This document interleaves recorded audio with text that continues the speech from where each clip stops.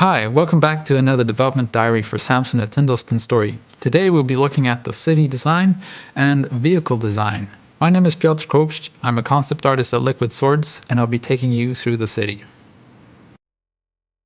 So one of the toughest challenges in designing the city as an artist was finding the balance between the gameplay and the visuals in the city, because we're at the same time trying to make a city that you subconsciously can understand as a consumer, that you've experienced on the day-to-day life, but at the same time we want to make an engaging game. Enjoy the nap.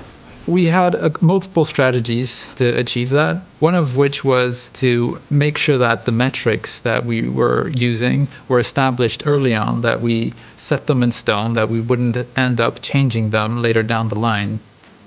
So the metrics essentially are the measurements of various pieces. So the doorway has to have a specific height, a hallway has to have a specific width. if you do everything very realistic, you can have very narrow corridors, which can cause a lot of problems for either the camera which is following, or if you're supposed to have a fight there, when you shove characters, then things will start clipping into walls, everything will just start falling apart.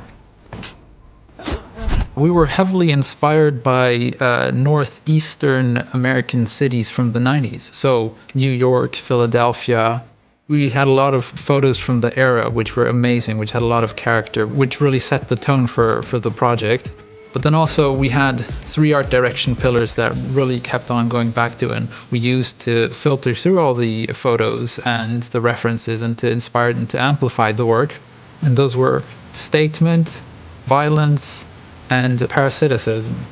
Statement was all about big, bold splashes, essentially having a big mural on the wall about the city. Then we had violence, which was the representation of how the city was violent, how everything had a story, that there was a person, there was a fight, things were cracked, nothing was really pristine and new. And lastly, with parasitic is the term we had for the sort of greed and the corruption in the city, that the difference in wealth inequality, just exploring those sort of themes of injustice. So I think the most exciting thing for players to find in the game is just all the nooks and crannies that we've put in a lot of love and attention into.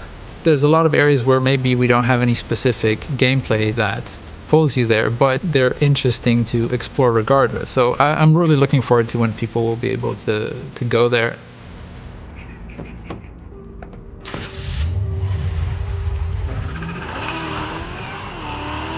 My name is Damian Księżypolski, and I'm a vehicle artist here at Liquid Swords. So when we started the project, we had to look at cars that were pretty common in like the 90s, but we had to take a look at what cars were active 10, maybe 15 years ago. And we had to take inspirations from those kind of eras to make that fit into both the narrative and the aesthetics of the city. We can take a lot of inspirations from existing cars, but the cars in their design is mostly ours now. And we had quite a lot of liberty when it came to that. Because if we were working on real brands, we wouldn't have any type of freedom. There's a lot of challenge that comes with the freedom, because you need to stay true to what people have seen or can relate to when they look at these cars. They can't look at a car and go like, oh, that looks weird.